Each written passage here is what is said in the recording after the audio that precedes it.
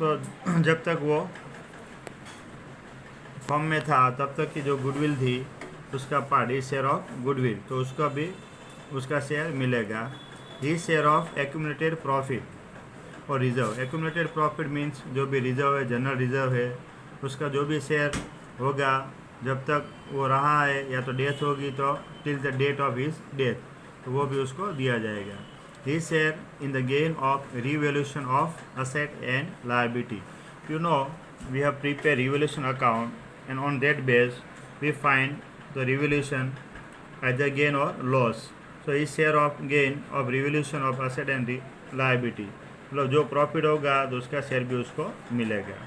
his share of profit up to the date of retirement और death, मतलब जब retire हुआ कोई, अगर बीच में से कोई पार्टनर रिटायर हो रहा है तो डेथ हो जाएगा। डेथ का तो कुछ फिक्स नहीं होता है।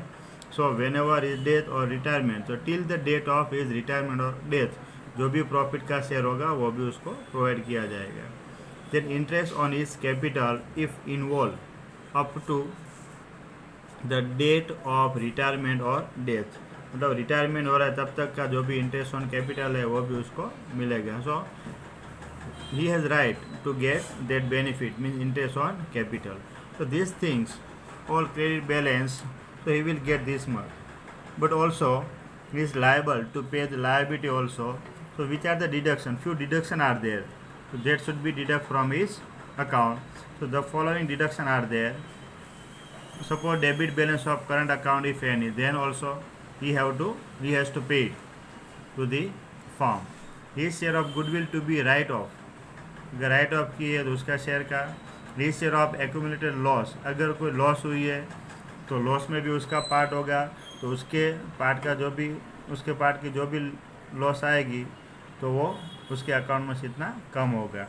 देन री share of loss on revaluation of asset and liability, जो गेन था तो वो हमने प्लस किया, अगर कोई लॉस हुई थे तो वो माइनस करनी है।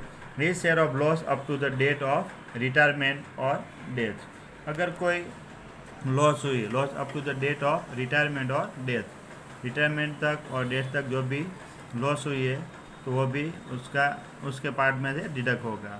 His drawing up to the date of the retirement और death, so this will be shown on debit side, means that will be credit and this will be the debit, because this amount he has to pay. If death is there, then in place of him is any other person, means legal representative will be there, he has to pay this. He is drawing up to the date of retirement or death, drawing है, interest on drawing है, तो वो सब deduct होकर उसको paid किया जाएगा। मतलब रिटायरमेंट के टाइम जो क्रेडिट बैलेंस है उसको मिलेगी, उसमें से डेबिट बैलेंस अगर जो भी है तो वो माइनस करने के बाद जो बचेगा after that he will be paid, means paid to the retired partner, and if death of partner, then his legal representative will get this amount. Now, new profit sharing ratio. You know how to find new profit sharing ratio. Already we have discussed in admission of a partner, but here definition of new profit sharing ratio in retirement, for retirement. So new profit sharing ratio is the ratio in which the remaining partner, means after the retirement of other partner or the deceased partner, the remaining partner will share future profit after the retirement of any partner.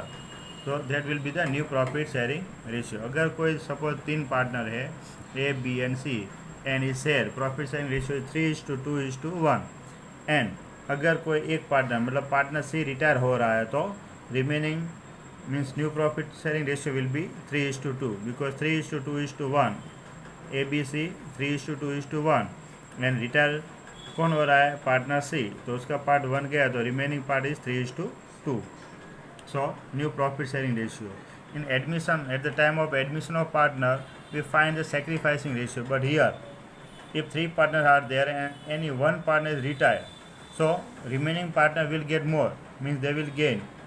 अभी जो share है उसको अभी ज़्यादा मिलेगा, that's why it is called gaining ratio.